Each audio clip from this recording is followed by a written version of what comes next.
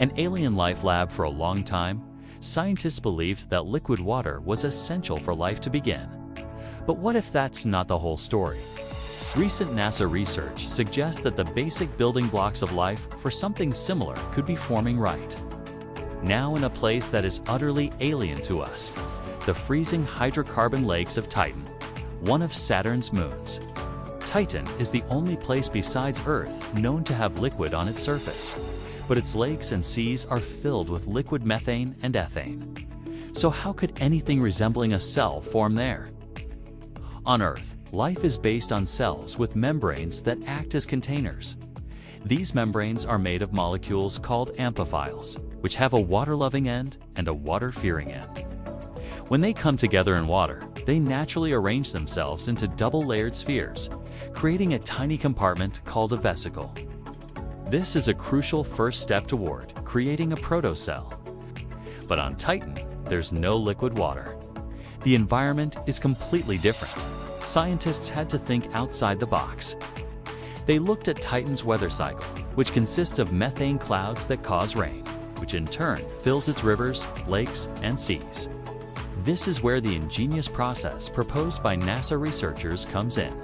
When methane rain hits the lakes, it creates splashes. The theory is that both the lake's surface and these spray droplets could be coated in a layer of amphiphilic molecules, created by the complex chemistry in Titan's atmosphere. 8. When a coated droplet falls back onto the coated lake's surface, the two layers of molecules merge, creating a stable, double-layered vesicle that encloses the original droplet. Why is this so important? Because if it's actually happening, it means that cell-like compartments can form naturally in an environment without liquid water.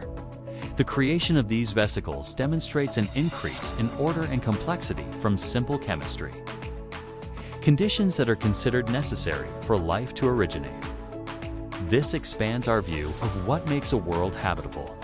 Titan could be a natural laboratory for studying how life might have begun, showing us a potential pathway that is completely different from what happened on early Earth.